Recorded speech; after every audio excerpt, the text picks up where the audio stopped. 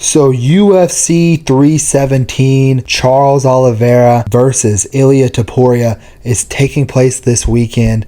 And overall, this is a very, very good card. Now, I've seen a lot of people online saying, bro, this card is mid. This card is terrible.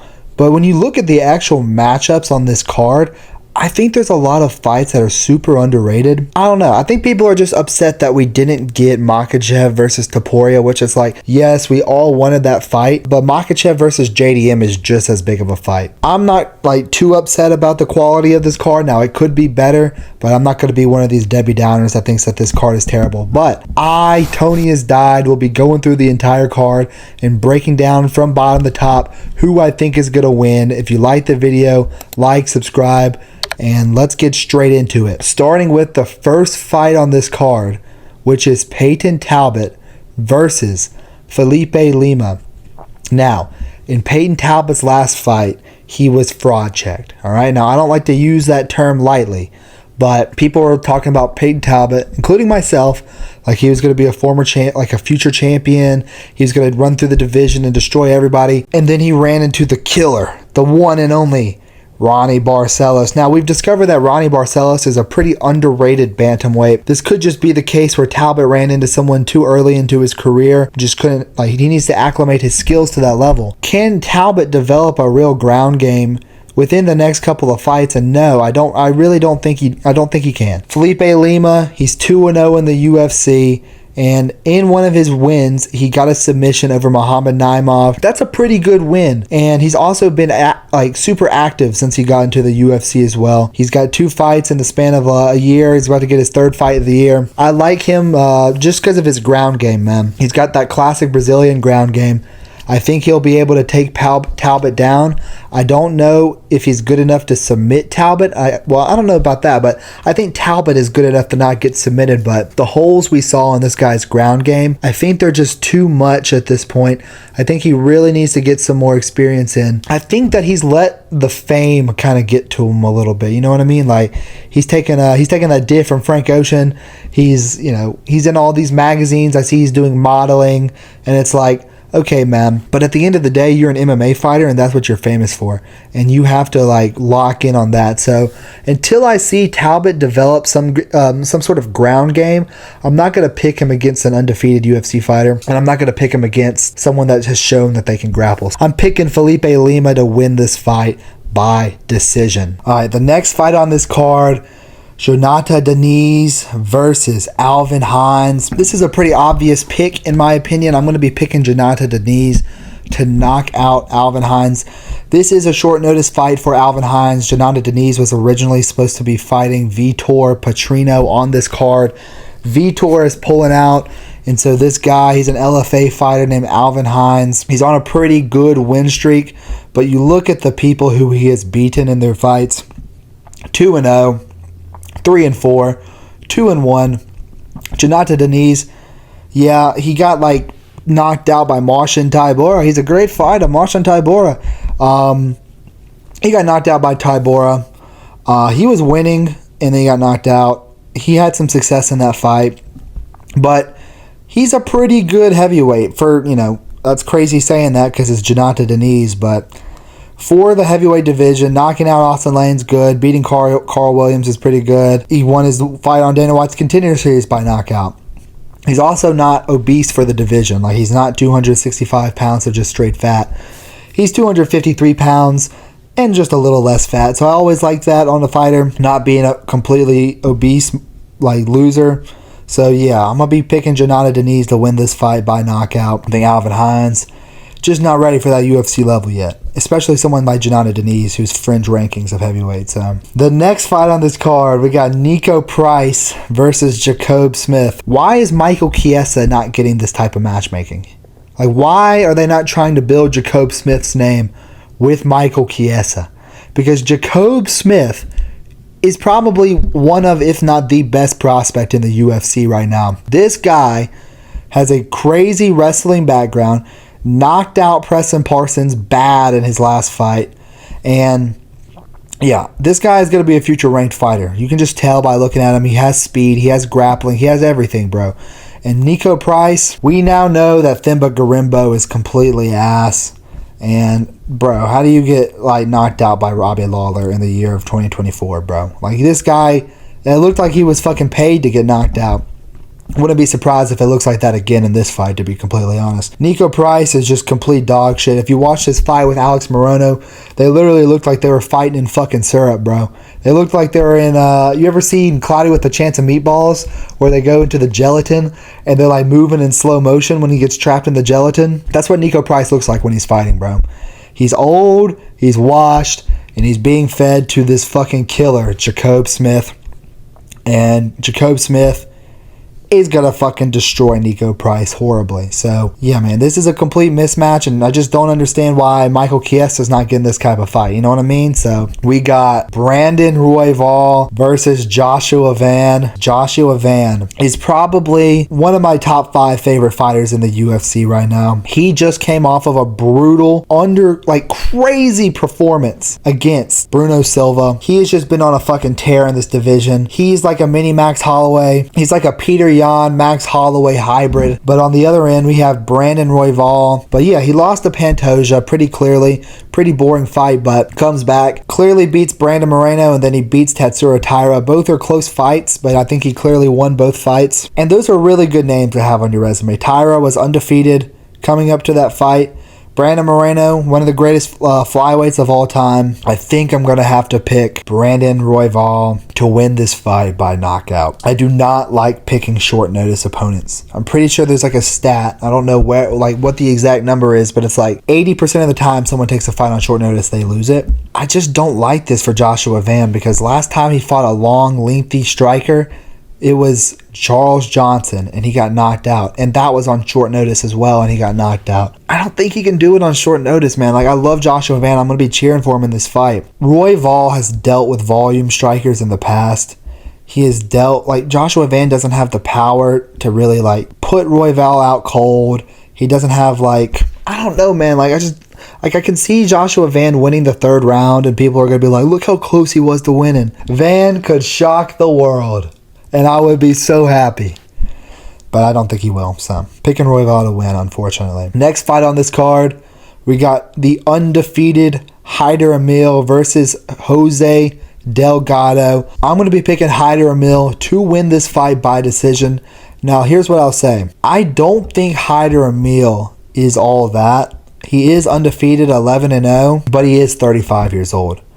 He is an old guy to be undefeated in the UFC. He has a split decision to William Gomez, which is kind of sketchy. But I do think that he'll win this fight simply because I think that Jose Delgado just really, I don't know, I feel like he's there to be hit a lot, man. I feel like people have connected with him before. But not just that, I feel like Hyder Emil will be able to get takedowns in this fight and kind of just smudge Delgado. You know what I mean? Delgado's a wild man. He's the wild man of the division, you know? He just goes out there and fucking goes for the finish every time. But who is he finishing, bro? Dana White's Contender Series guy, and then Connor Matthews. And that's alright. But I think that having a win over William Gomez is impressive. Even if it was a split decision and Gomez probably could have won the fight, I think that's an impressive thing to have on your resume. He also gets finishes, bro. He gets knockouts. Hyder Emil, he's dangerous on the feet as well. So I think that Hyder Emil will be able to get takedowns in this fight. But don't be surprised if Jose Delgado gets it done as well. So I'm picking Hyder Emil. He seems pretty good. I don't think he'll be ranked. I think someone like Dan Ige, for example, would beat him. I think Joe Anderson Brito would probably beat Hyder Emil, you know? I don't think Hyder Emil's all that, but I think he'll beat Jose Delgado. That's my take. This fight on the card just got added last minute. Sadrikis, famous Dex Dumas versus Jackson the Moose McVey. Who am I going to pick in this fight? You got to go with Jackson McVey because Cedric Dumas is completely and utterly terrible. In his last fight, he got he got knocked out pretty badly by Michel Olajaychek. Olajaychek, he joined the Fight Nerds, ended up being smarter than Cedric Dumas, which is not very hard considering this guy likes to hide from the police in dog crates. You know, he got choked out by Josh Frimmed, which is terrible. He beat Cody Brundage, and it's who doesn't beat Cody Brundage? And he got knocked out by Nazoltan Ruziboyev. So it's this guy that he's fighting, Jackson McVey, he has put together a crazy win streak, all finishes in his fights, all come by first round, different submissions and knockouts. This is a layup. This is a welcome to the UFC Jackson McVey moment, you know? So I'm gonna be picking Jackson McVey to defeat Sadri Dumas by first round submission. Won't be surprised. Maybe he'll get a guillotine. Sadri Dumas, famous Dex, whatever, Soldier Boy, whatever we want to call him, bro. Worst tattoos in the UFC. Dude, he's literally got the fucking hood world on his fucking stomach, bro. Like, I can't pick someone who has this tattoo. So I'm going to be picking Jackson McVey to submit Sadri Dumas in the first round. It will be a highlight. It will be awesome. And yeah. Next fight, moving up the card, we got Terrence McKenna, the fentanyl king, versus Vyacheslav Slava Claus, Borchev, whatever his name is. Yeah, I'm going to be picking Terrence McKenna to win via Terrence McKenna, which is first round, 90-second knockout. I think that Borchev is just kind of trash, bro. Like, let's be real, bro. He loses to Chase Hooper. That's fine. Chase Hooper's really good. Split decision to James Lontop. James Lontop is terrible, and he was connecting a lot in that fight as well, and we've seen that he doesn't have power to finish people either. And then he loses to Tom Nolan. I think Terrence McKenna, who has a win over Matt Frevola, he goes out there and he bum rushes people. And he basically says, are you good enough to hang with me for 2 minutes? And if you are good enough to hang with him for 2 minutes, then you'll win. And if you're not, then you'll get knocked out brutally and put on his highlight reel. And I think that Borchev is not good enough to hang with McKenna's explosiveness in the first 2 minutes. And I think McKenna's just going to go out there and have a classic Terrence McKenna performance and just sleep him out cold. Yeah, that's my pick. Terrence McKenna will brutally knock out Vyacheslav Borchev. Borchev's just not that good in my opinion. 8-5. I mean, Terrence McKenna literally has twice as many wins as him. If Terrence McKenna has the experience advantage over you, that's usually not a good thing. So the next fight on this card is Jack Hermanson versus Gregory Rodriguez. If this was a 5-round fight, I would probably be more inclined to pick Jack Hermanson just because over 5 rounds, he sets a good pace. You know what I mean? Like, split decision to Sean Strickland. In no way should that have ever gone to a split, but Sean Strickland is the split decision merchant. Chris Curtis beat him by decision.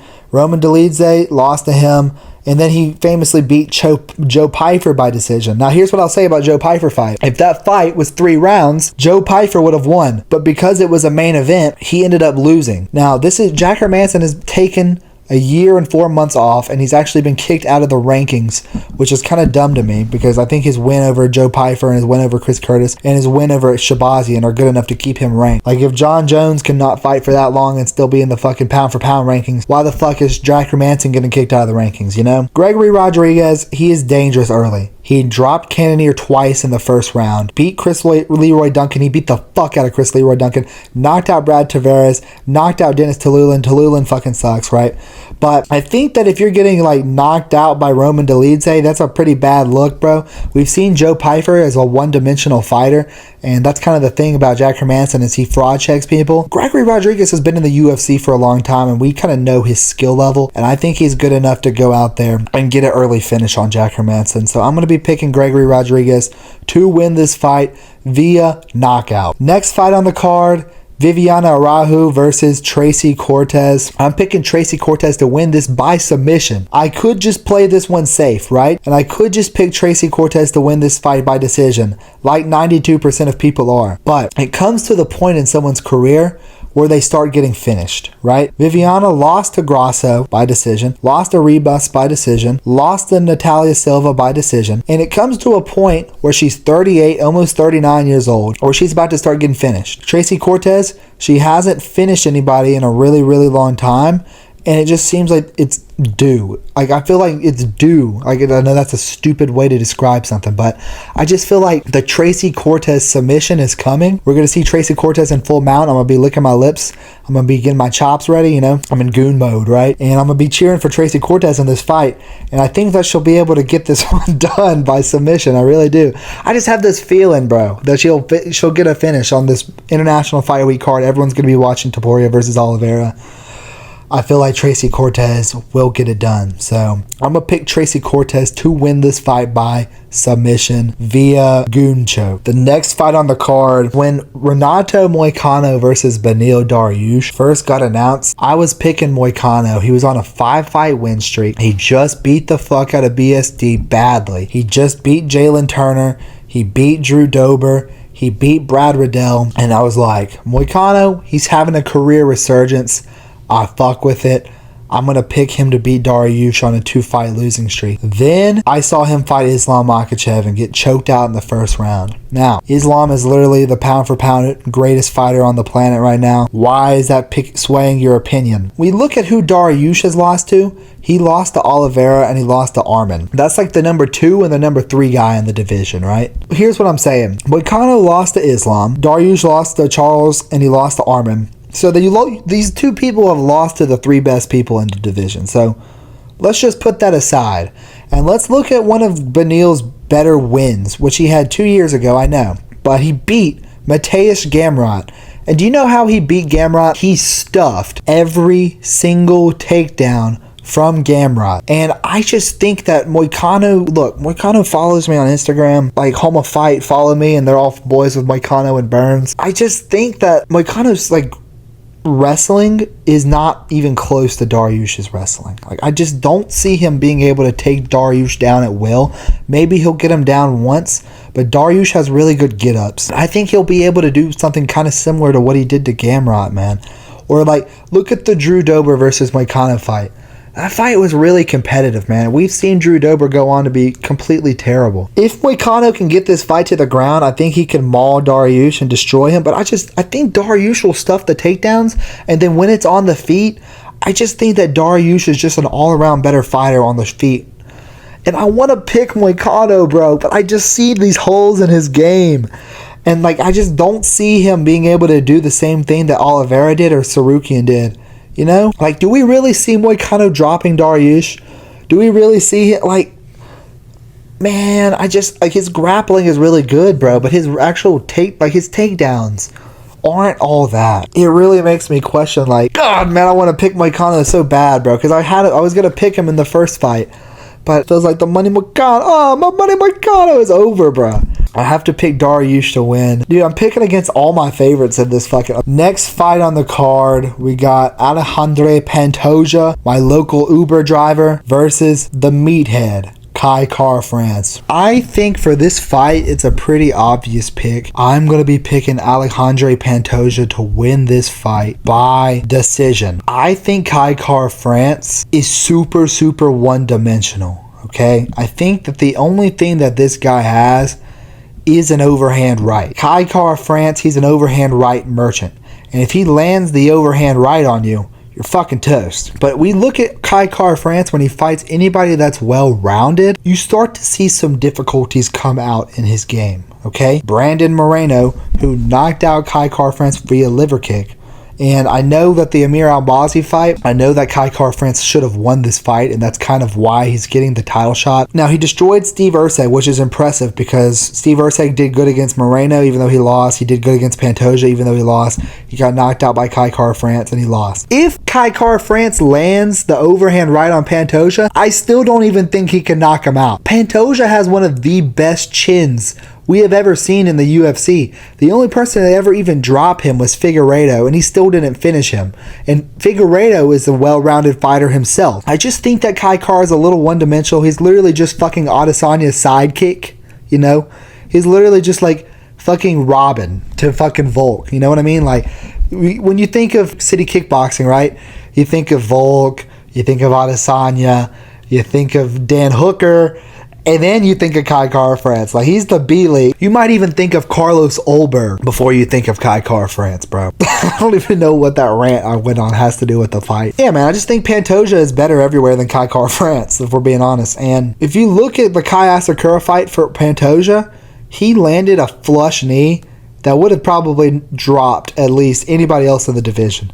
But Pantoja just has the iron chin, bro. And this isn't like a Max Holloway situation where it's like a ticking time bomb, you know, where it's like it's only a matter of time until the chin cracks because he gets hit so much. And he's so big for the division too. Like, he's going to be much larger than Kai Kara in the cage. So I think this is a pretty clear pick. I'm going to be picking Alejandre Pantoja to win this fight by decision. And finally, the main event of the card, Ilia Topuria, grab him by the scruff of the neck, versus Charlo do Bronx, welcome Brazil. You know, this hurts my soul to do this.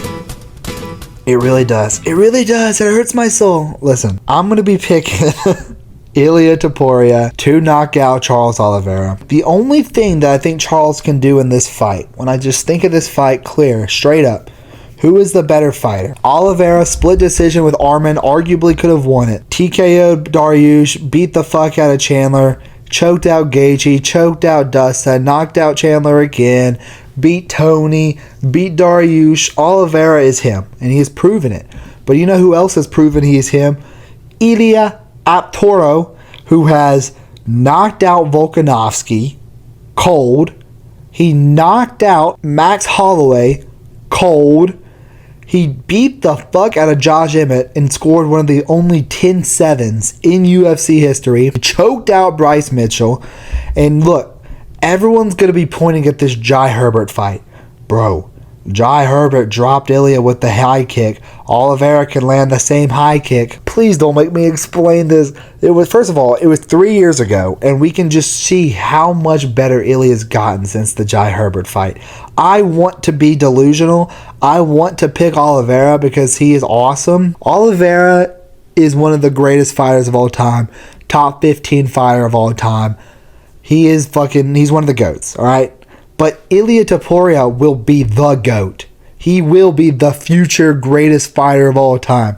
If he beats Oliveira by knockout, like I think he will, he cannot be defeated. Now look, Oliveira, he could land some leg kicks. Ilia's heavy on the front foot. But for Oliveira to win this fight, he has to be perfect. He has never faced someone with this kind of power before. Now, you could say Dustin Poirier, he's a volume striker. He knocks people out with volume. He has one-hit knockout power, but most of his finishes are with volume. When is the last time Gaethje has finished someone besides the head kick? Islam doesn't have one-hit knockout power. Arman doesn't have one-hit knockout power. For Oliveira to win this fight, he has to be completely flawless for 5 rounds straight. And he gets dropped in every single fight, man. He got dropped in the Makhachev fight, dropped in the Dustin fight, dropped in the Gaethje fight. How many times have we seen someone just connect clean on Oliveira? Ilia, he's 28 years old. He's in his prime. He's got lighter man skill. He's got the power advantage. He can hang with Oliveira in the grappling. I just think that when you think about this fight, Topuria has almost every single advantage, bro. Yeah, man, that's really what it just comes down to, is that Ilia is the way, the truth, the light, you know? He's going to show him who Joe is, all right? I'm going to let Charles pick how I defeat him. You know, like, that's some super villain shit, bro. That's some evil shit to be saying, bro. Like, I'll let him decide his own fate. Like, what the fuck is he talking about? If Oliveira gets hit in this fight, there's no playing possum, bro. I will give Oliveira this. I think he's good enough to get out of the first round. And if he can bring this fight into deeper waters, the better chance he has of winning the fight. He's going to be bigger than him. He's going to have experience at this division. He's going to have better submissions. And he can put, maybe Oliveira could get dropped.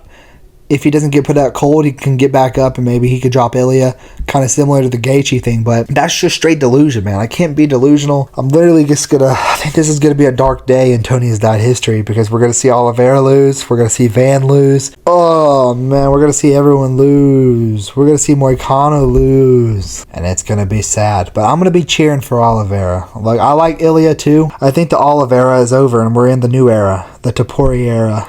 You like that? The Topuria era? Nobody? Okay. But yeah, that'll do it for my predictions. If you like the video, like, subscribe, do all that YouTube shit. Thank you guys so much for watching the channel. And I'll catch you guys in the next one. Peace.